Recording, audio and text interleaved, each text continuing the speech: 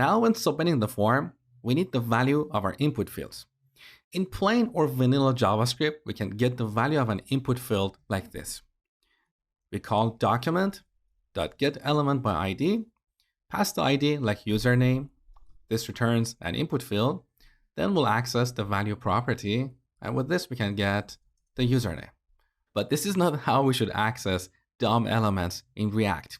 In other words, in React applications, you should never work with the document object, because the whole point of React is to put an abstraction over document object model or DOM, so we don't work with that directly, and with this our applications would be easier to maintain and easier to unit test.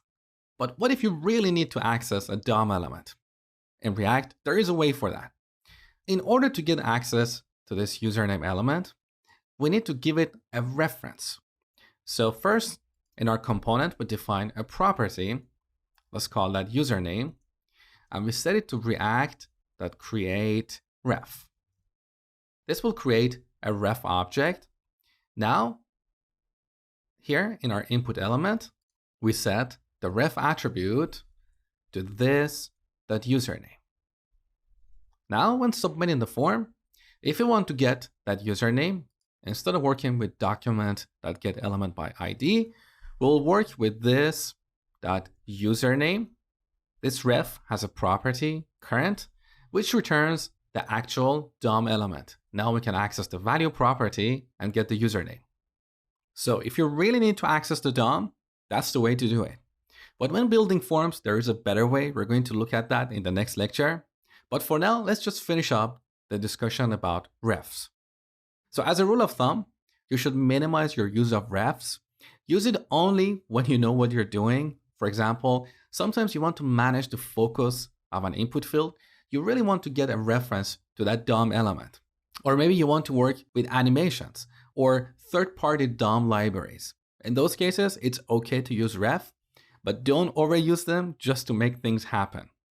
So as an example, in this lecture, let's see how we can use ref to set focus on a given input field. So here in our component, I'm going to add a lifecycle hook. Component did mount.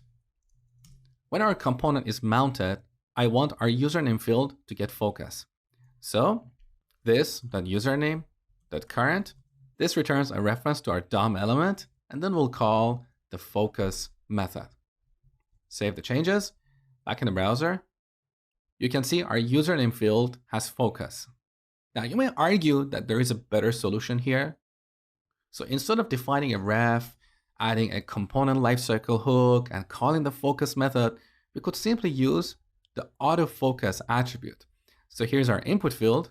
We could apply autofocus and note the capitalization. So F should be uppercase, because all these attributes in JSX are named using camel notation. So if you type a lowercase f, you're going to get a runtime error.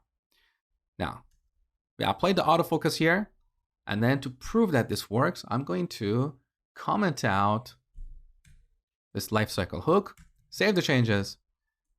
Back in the browser, our input field is still selected. So as you see, you don't always have to use refs. Use them only when you really have to.